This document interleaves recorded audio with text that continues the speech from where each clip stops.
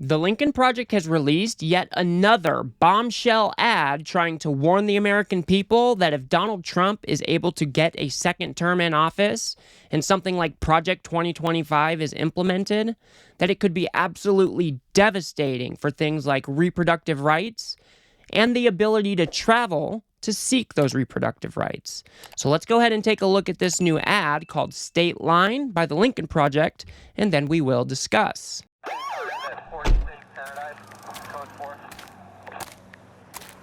Driver's license, registration. Here you go, sir. How's your day going? That's your daughter? Sure is. Abigail, right? How do you know her? Were you about 8 weeks pregnant?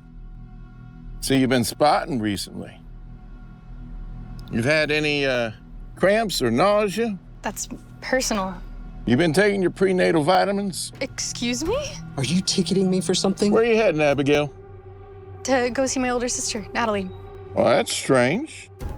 'Cause it says here that Natalie's at a concert in Dallas. And your navigation is set to a women's health clinic in one of those abortion states. We have the right to travel. Not anymore. Step out of the car. Please, officer. Both of you out now.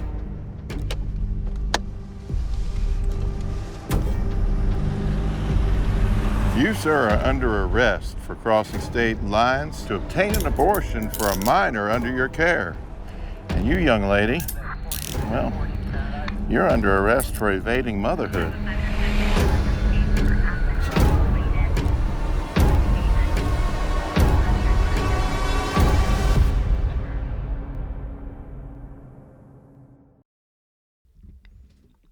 Pretty terrifying stuff.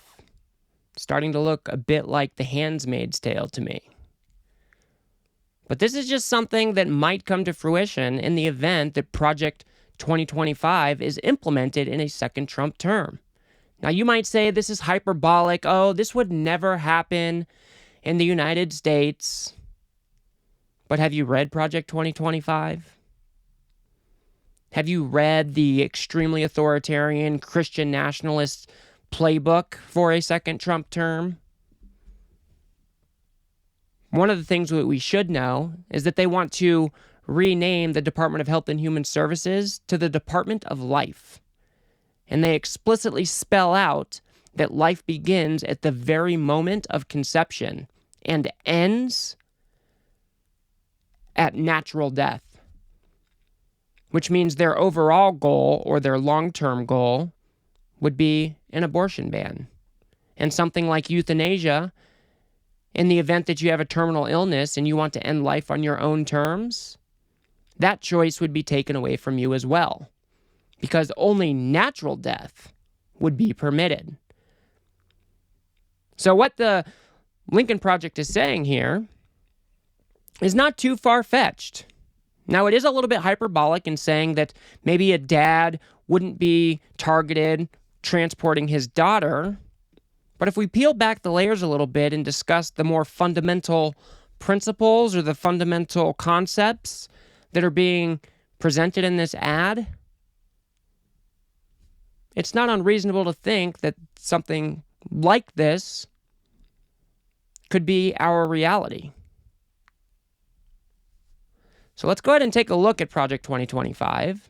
We're going to read from Chapter 14, which is their section or their chapter on the Department of Health and Human Services.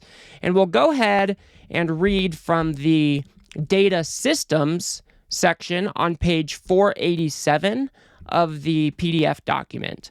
It says, Congress should require Health and Human Services to prioritize the electronic collection and dissemination of robust, privacy-protected data that better leverages existing systems while reducing burdens on clinicians.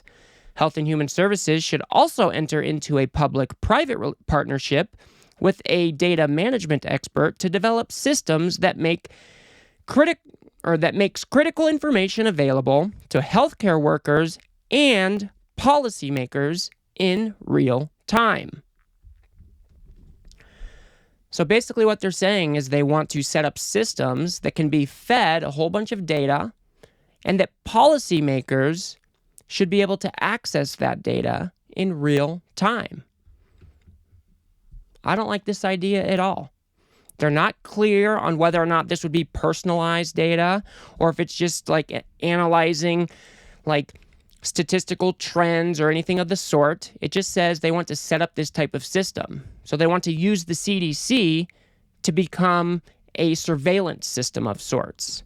And then if we go on to page 488 of the same PDF and read the data collection section, it says, the CDC's abortion surveillance and maternity mortality reporting systems are woefully inadequate. CDC abortion data are reported by states on a voluntary basis, and California, Maryland, and New Hampshire do not submit abortion data at all. Accurate and reliable statistical data about abortion, abortion survivors, and abortion-related maternal deaths are essential to timely, reliable public health and policy analysis.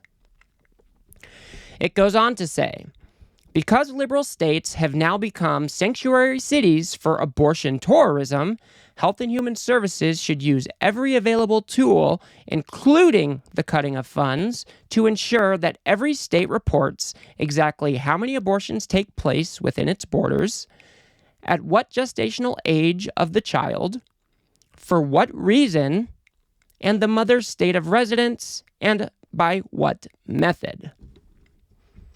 So as you can see here, they want to collect a whole bunch of privacy-protected data. They want to feed it into a system that policymakers have access to. Later on in the PDF, they go on to talk about how they need to repeal or rework different HIPAA laws so these abortion and reproductive rights healthcare is not protected the same way that other health information is protected. And I don't think that is anyone's business but mine or my partner's. Policymakers should not be able to access this type of personal data in a real-time way or at all. They have no right to that type of information. And Project 2025, instead of spelling out that this will just be, broad data that is anonymized or whatever, it just leaves it vague and open. And I don't trust these people who wrote Project 2025 to take my privacy or a woman's privacy or anybody else's privacy into account, because we know that their end goal is to have a nationwide abortion ban.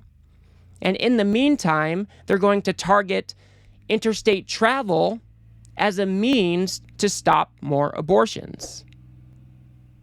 And you might ask yourself, well, would Trump and Vance actually do something like this? Well, I think they would.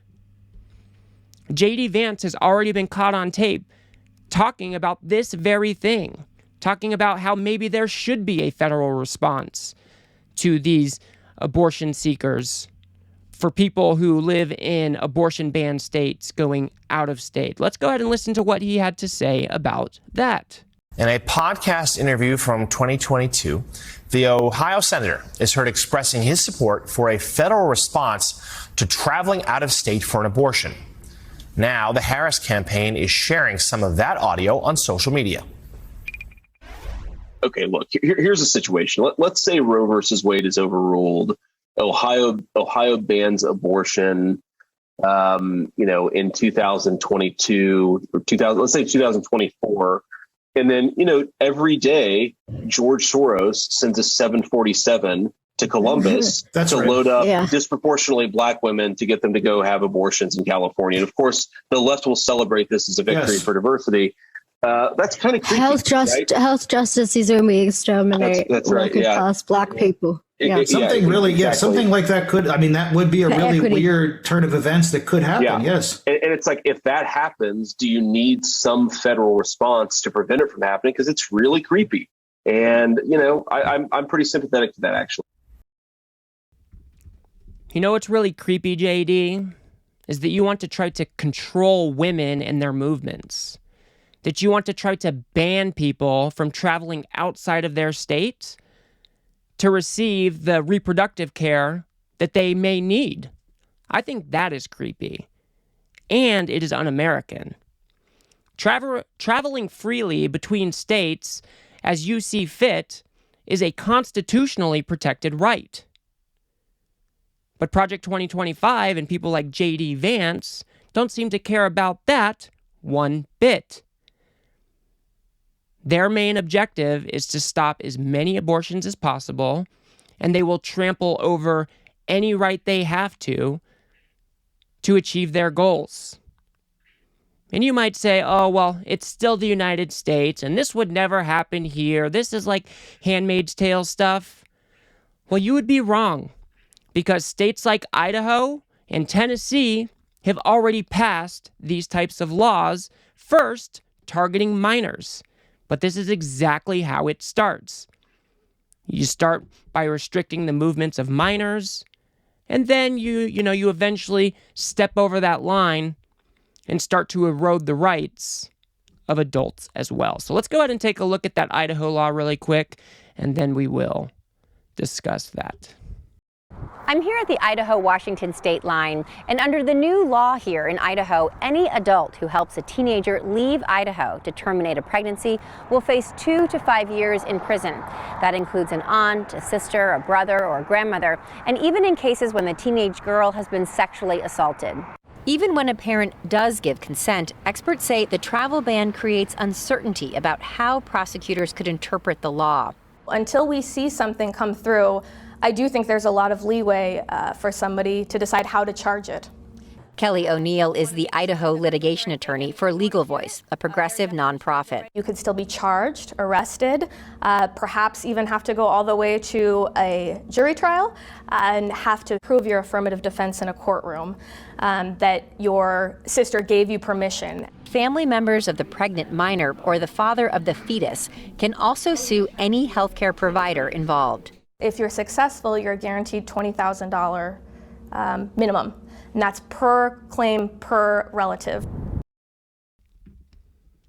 So not only are they going to come after people criminally, but they're attaching civil penalties to these types of things as well, which makes people more incentivized to snitch on their neighbors or to sue a doctor because they've got $20,000 at the end of the rainbow.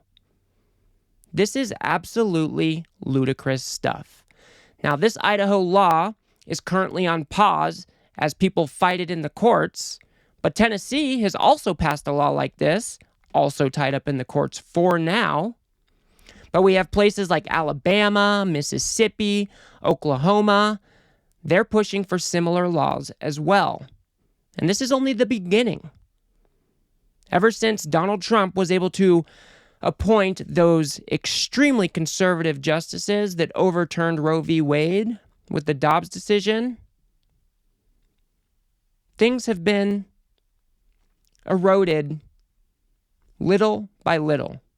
And this is just another step in that process. So if Donald Trump is able to is able to get a second term, and we know he is very closely tied to Project 2025, the Lincoln Project ad starts to look a bit more realistic and a bit more terrifying for pregnant people who might be seeking reproductive care outside of their state that has banned abortion.